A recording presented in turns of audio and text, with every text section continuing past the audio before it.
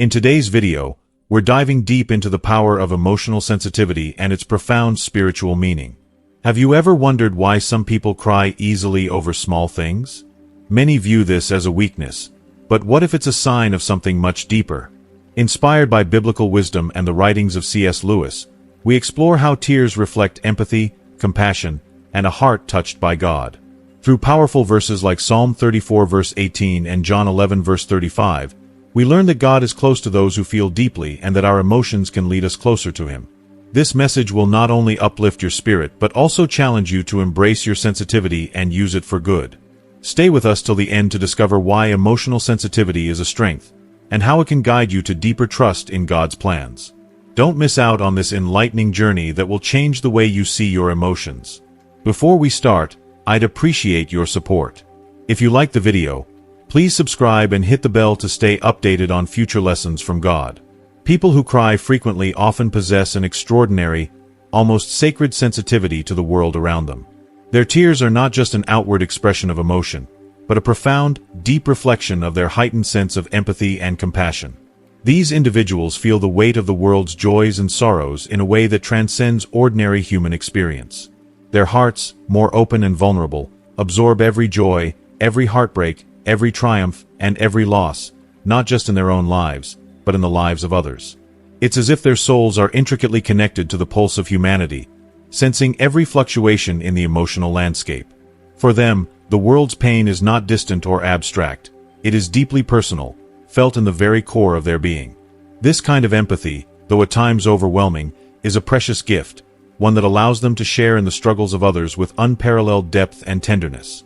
This profound emotional connection is not just a human trait, but a divine reflection, a mirror of God's own heart. Just as these individuals experience the world's suffering with extraordinary intensity, so too does God, whose love for His creation is boundless and unconditional. God does not stand distant, removed from the pain of the world, but enters into it, feeling its weight and its sorrow as if it were His own. The Bible provides us with a powerful, heart-wrenching glimpse into this divine empathy through the person of Jesus Christ. Throughout His life, Jesus was not aloof or indifferent to human suffering. He did not simply observe pain from a distance, but He was moved by it, His heart breaking for those in distress. When Jesus encountered the anguish of others, He was not just sympathetic. He was deeply, profoundly moved. His compassion stirred to its deepest depths. One of the most poignant and emotionally charged moments in the Gospels occurs in John 11 verse 35, a verse so short in its wording yet so vast in its emotional and spiritual significance. Jesus wept. These two words, simple and direct, reveal the very heart of God. Jesus, in His humanity, weeping at the tomb of His friend Lazarus, a man He loved. His tears were not merely for Lazarus, but for all those who suffer, for the world's deep grief, for the brokenness that touches every corner of life. In that moment, Jesus displayed not just sorrow, but empathy, a profound understanding of the human experience. His tears were a reflection of the deep, unshakable love He has for His creation, a love that is not only compassionate but active, willing to enter into the suffering of others and bear it as His own. Jesus wept is a reminder that God's love is not distant or detached from human pain, but intimately intertwined with it. When we cry, when we feel the weight of the world's suffering, we are not alone in our sorrow. The tears we shed are mirrored in the heart of God, who weeps with us, grieves with us, and ultimately, promises to heal and restore all things. Jesus' weeping is not just a moment of shared sorrow, but a declaration that our pain matters to Him, that He sees us, understands us, and is with us in our deepest moments of distress. In His tears, we find a reflection of His divine empathy, a love so profound, so deep, that it transcends all suffering and offers hope even in the darkest of times. If you find yourself shedding tears easily, or if someone you know is often moved to tears, know that this is not a sign of weakness. Far from it, in fact. It is a powerful and beautiful reflection of a heart that has been deeply touched and shaped by God's Spirit. In a world that frequently upholds stoicism, emotional restraint, and the suppression of vulnerability as virtues, being someone who cries easily is a testament to the softness and sensitivity of your soul. It speaks of a heart that is not hardened by the callousness of life but is open, receptive, and in tune with the joys, sorrows, and struggles of those around you. Such a heart reflects the love, grace, and compassion of Christ. Someone who wept with those who mourned, felt deeply for the brokenhearted, and never shied away from entering into the pain of others. Crying is not a sign of fragility. It is an expression of profound emotional depth. It is an outward manifestation of the empathy that resides within, an understanding that the world's pain is real, and it touches us all. Those who cry easily are not weak. They are often those who bear the weight of others' burdens, carrying their grief and sorrow as if it were their own. In this, they mirror the compassionate heart of Christ, who wept at the tomb of Lazarus, not just for the loss of a friend but for the broader suffering of the world. Jesus, in his humanity, showed us that there is strength in compassion, and that love does not hide behind a wall of indifference or emotional control. Instead, it flows freely, even in tears, and it touches those around us in ways words never could. C.S.Lewis, in his reflection on crying, captured the essence of this beautifully when he wrote, "Crying is all right in its way while it lasts, but you have to stop sooner or later, and then you still have to decide what to do." In these words, Lewis acknowledges the naturalness of crying, the emotional release that it brings, and the necessity of it. But he also reminds us that it is not enough to simply cry. It is what we choose to do with the emotions that flood our hearts that ultimately shapes who we are. Crying, while necessary and human, is only the beginning. The true test comes after the tears have dried, when we are left with the rawness of our feelings and the decision of how to move forward. To cry is to be alive, to feel, to be present in the moment of human vulnerability. But once the tears fall, we are given a choice: to let the pain define us or to let it refine us. The sorrow we feel is a catalyst for change, compassion, and function. Christ's example shows us that tears, while genuine, are not the end of the story. They are a beginning, a call to action, a summons to respond with love, with grace, and with a heart that continues to break for the brokenness of the world. So, if you are someone who sheds tears easily, know that you are in good company. Your tears reflect the love of a Savior who wept with us, and your heart is a testament to the tenderness that this world so desperately needs. Those who cry over the small things often carry within them a divine burden, a weight of compassion that reaches beyond their own experiences and into the hearts of others. Their tears are not merely reactions to personal sorrow, but are deeply intertwined with the pain and joy of those around them. These individuals, with their tender hearts, are often the first to notice the needs of others, whether it is offering a helping hand, lifting someone in prayer, or simply providing a shoulder to lean on. There is something truly extraordinary about their ability to feel deeply for others and to be moved by the smallest struggles and triumphs. It is as if their hearts have been specially crafted by God to carry the burden of compassion, to understand the pain of others, and to respond with unwavering kindness and empathy. This gift of emotional sensitivity is, in many ways, a divine calling, one that compels them to be the hands and feet of Christ in a hurting world. If you are still watching this video and find these lessons useful, please comment number 1 below to let me know that you are still watching this video with me. And don't forget to subscribe to our YouTube channel. But while the gift of compassion is beautiful and noble, it is important to understand that such emotional sensitivity must be balanced with trust in God. The weight of carrying the emotions of others can be overwhelming, and it is easy for those with tender hearts to become worn down by the constant flow of sorrow they encounter. The danger lies in losing sight of the fact that while they are called to care for others, they are not meant to carry all the burdens alone. Those with compassionate spirits need to remember that God is ultimately the one who heals, restores, and carries the weight of the world.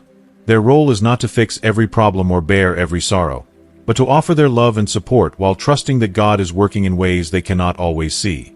Emotional sensitivity is a profound gift, but it requires wisdom.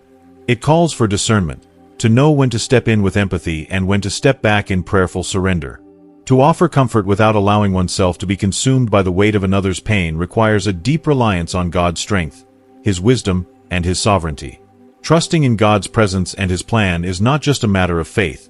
It is a necessary part of maintaining emotional health. The compassionate heart must learn to lean into God's grace, trusting that He will provide the strength needed to bear the burdens entrusted to them, without becoming overwhelmed. In this delicate balance between compassion and trust, those who cry easily can find peace. They can continue to offer their hearts to the hurting, knowing that their compassion is not in vain but is guided and sustained by God's love. Through their tears, they can be a living testimony of God's tender care for the world, while also resting in the knowledge that He is the ultimate healer and source of hope. And in that trust, they will find the strength to love without losing themselves, to cry with others without being consumed by their sorrow, and to always move forward in the assurance that God is at work in their lives and the lives of those they touch. Proverbs 3 verses 5 to 6 offers us a powerful reminder, urging us to place our full trust in the Lord. Trust in the Lord with all your heart and lean not on your understanding. In all your ways submit to him, and he will make your paths straight. This scripture is not just a gentle encouragement, but a call to surrender our limited perspective and embrace a deeper trust in God's infinite wisdom. While our emotions can be a powerful guide, steering us toward empathy, compassion, and a heart that weeps for the suffering of others, we are reminded that our understanding is finite, and our hearts, as tender and genuine as they are, need the anchor of God's wisdom to truly navigate life's complexities. Our emotions, those raw, powerful reactions to the world around us, are a gift, leading us to connect with the pain and joys of others. But they also have the potential to overwhelm and cloud our judgment. In those moments when we find ourselves moved to tears, it's crucial to remember that our tears should lead us to something deeper: prayer. When we are filled with sorrow, we must turn our hearts to God, allowing our grief to push us into his presence, where we can seek his comfort, his peace, and his direction. Our emotions can be the doorway to a deeper, more intimate relationship with God, as we bring before him all the pain, the confusion, and the questions that stir within us. Likewise, our compassion must propel us into action. Compassion is not meant to remain a passive emotion. It is a call to serve, to reach out, and to offer comfort in tangible ways. But in doing so, we must remember that our efforts are not of our strength. As Proverbs 3 verses 5 to 6 teaches, we are to submit all our ways to the Lord, recognizing that true guidance and success come from him. In every act of kindness, every prayer of intercession, and every gesture of love, we are to surrender to God's will, trusting that he will lead us in the right direction, making our path straight. Finally, our sorrows, no matter how deep or overwhelming, must bring us into a deeper trust in God's plans. While it is natural to grieve, and our tears are a reflection of our humanity, we are called to trust that God's purposes are greater than what we can see at the moment. When we submit our hearts to him, when we lean not on our understanding but on his wisdom, we open ourselves to the peace that surpasses all understanding. In doing so, we can move forward with faith, knowing that our tears are not in vain and that even in our sorrow, God is working to bring about his perfect will. Our emotional responses, our tears, our compassion, our heartache, are an invitation to draw nearer to God, to pray more fervently, to act more selflessly, and to trust more deeply in the path he has set before us. Through every tear and every moment of pain, we are reminded that God is with us, guiding us, and leading us toward his plans that are always for our good and his glory. So, what does it truly mean if a person cries a lot over small things? It means that they have been uniquely and beautifully equipped by God to carry love, compassion, and empathy into a world that desperately needs it. These individuals are not weak. They are the quiet warriors, silent yet powerful in their ability to feel deeply and to connect with the hearts of others. They are the ones who understand the weight of sorrow and the joy of happiness, and they carry both with grace. As Romans 12 verse 15 teaches, they are those who mourn with those who mourn and rejoice with those who rejoice. Their tears are not a reflection of fragility. Rather, they are a testament to their strength, their capacity to love, and their willingness to engage with the emotional realities of life. Their tears are a sacred language, a language of deep empathy, of an awareness of the suffering and joy of others that goes beyond the surface. These individuals have hearts that are finely attuned to the cries of others, and they don't shy away from expressing their own emotions. Instead of hiding their feelings behind walls of stoicism, they wear their vulnerability as a crown of compassion, choosing to enter into the rawness of life's most poignant moments. They grieve with those who are broken-hearted, and they celebrate with those who experience triumph. In both, they stand alongside others, sharing in the highs and lows of the human experience. These tears also reflect a heart molded by the hands of the Creator himself. The God who weeps with us in our sorrow and delights in our joy has shaped these individuals to mirror his own heart of compassion and tenderness. They possess a strength that comes from embracing their emotions fully, allowing themselves to be moved by the world around them, yet never losing sight of the fact that their strength comes from the one who understands them completely. Their tears are an outward sign of the love and empathy that God has poured into them, a love that compels them to act and to care deeply for others. For those who cry over small things, their tears are not a burden but a gift, an expression of the profound depth of their heart, and an invitation to others to experience the love and compassion that flows from a heart fully surrendered to God's will. They remind us that there is strength in vulnerability and that crying is not a weakness, but a reflection of a heart that is willing to bear the burdens of others, to step into their pain, and to offer a love that is both fierce and gentle. In this, they reveal a powerful truth: that to weep is to be human, and to weep with others is to be a reflection of God's own heart. If you resonate with this message or know someone who does, I encourage you to embrace that sensitivity with all your heart. Do not shy away from the tender emotions that rise within you. Instead, allow them to be a reflection of the deep well of compassion and love that God has poured into you. Your sensitivity is not a burden, but a blessing, a divine gift that enables you to connect with others in profound and meaningful ways. But as with any gift, it is important to seek wisdom in how to channel it for God's glory. Pray for guidance, asking God to help you navigate your emotions in ways that build others up and reflect His love for the world. Remember, your tears are never wasted. Every drop is seen by God, treasured by Him, and used for His greater purpose. When you cry for others, when you feel their pain and joy as if it were your own, God is with you, nurturing that heart of compassion and turning it into something beautiful for His kingdom. Your tears are not signs of weakness. They are evidence of a heart that has been shaped by the hands of the Creator. They are part of the divine tapestry that God is weaving in your life and in the lives of those you touch. As you navigate the world with a heart full of empathy, trust that God is using your sensitivity to draw you closer to Him and to those who need His love the most. Let your tears be prayers, your compassion a call to action, and your heart an instrument of God's peace and healing. When you seek His wisdom, He will show you how to use your emotional depth for His glory, bringing light into places of darkness and hope into moments of despair.